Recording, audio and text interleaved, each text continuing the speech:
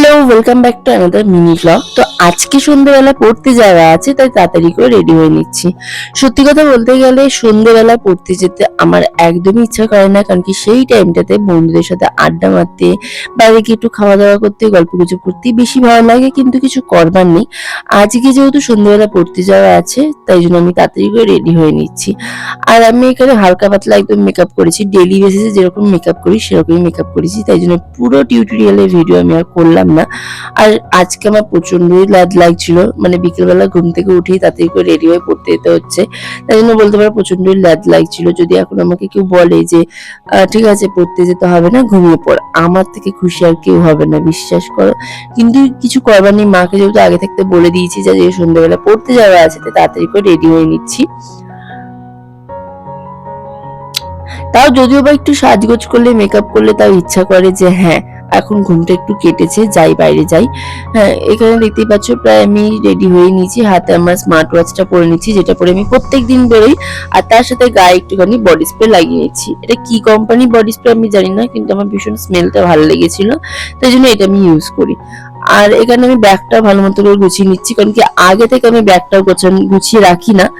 আর fridge থেকে ঠান্ডা জলটাও বার করে নিয়েছি, কারণ কি তখন সেই সময় যেহেতু প্রচন্ড গরম ছিল, তখন ঠান্ডা জল খাওয়াটা খুবই দরকার ছিল। কিন্তু আগের দিন রাত্রে এত বৃষ্টি হয়েছে, আর আমি এখন ফ্রিজ থেকে ঠান্ডা জল খাচ্ছি না।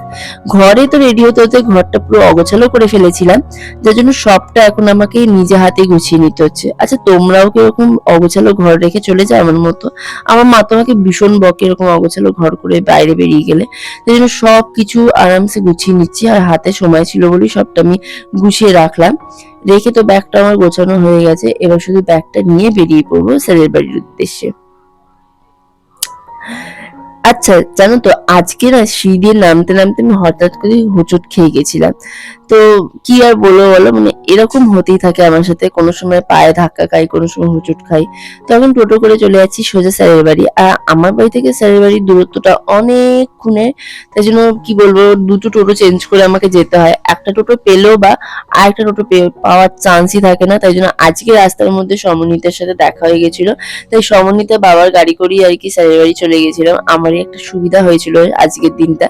তারপর আমি আর সমন্বিতা দুজনে মিলে এখন স্যারের বাড়িতে যাচ্ছি হেঁটে হেঁটে, মানে স্যারের বাড়িতে গলির ভেতরে যেহেতু আবারও কিছু খানিকক্ষণ হাঁটতে হয় আমাদের। তো এখন বসে বসে তো স্যারের অপেক্ষা করছি কতক্ষণ স্যার আসবে, তাহলে আমাদের পড়াটাও স্টার্ট হবে। আর আমাদের স্যার না একটু দেরি করেই আসে, উনি যে এত ভাট বকে কি আর বলবো, মানে কিছু বলবার নেই।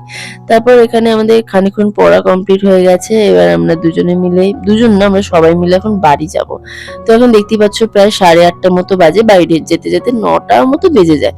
তো এখন আমরা সবাই মিলে গল্প করতে করতে টোটো ধরবো। আর এই টাইমটাতে কি হয় জানো তো, সবাই একসাথে যেহেতু স্যারের বাড়ি থেকে বেরোই, তাই জন্য মানে টোটোটা ধরতে সুবিধা হয় অনেকটা। তো আমরা সবাই এখন গল্প করি, প্রচন্ড মজা করতে করতে একই টোটোতে যাই। আর আজকে আমরা একটা টোটোতে 5 জন মিলে বসেছি, তাও আবার মানে দুজনকার সিটে। এতটাই আমরা নিজেদের মধ্যে কম্প্রোমাইজ করতে ভালোবাসি। আর তার মধ্যে রাস্তায় যেতে যেতেই দেখলাম শীতলা মায়ের পুজো হচ্ছে, তাই মাকে প্রণাম করে নিলাম। আর সত্যি কথা বলতে গেলে মাকে দেখবার পর না প্রাণটা পুরো জুড়িয়ে গেল, বিশ্বাস করো। রাস্তায় যেতে যেতে দেখি স্টেশন রোডে এত জ্যাম লেগেছে, এত জ্যাম লেগেছে যে বলে বোঝানোর মতো না। তো সেই জ্যামে তো খানিকক্ষণ দাঁড়িয়ে থাকতে হয়েছে আমাকে, কারণ কি এই জ্যামটা যে কখন শেষ হবে আমি নিজেও বুঝতে পারছি না। বাড়িতে এসে তাড়াতাড়ি করে হাত মুখ ধুয়ে নিয়েছি, ধুয়ে নিয়ে খুব জোর খিদে পেয়ে গেছিল, তাই মা রান্না করেছিল হচ্ছে চিড়ের পোলাও, সন্ধ্যেবেলাতেই করেছিল, সেটা আমি রাতের ডিনারে সারছি। তো আজকে মিনি ব্লগটা এইটুকু, আশা করি তোমাদের মিনি ব্লগটা দেখতে ভালো লেগেছে। বাই।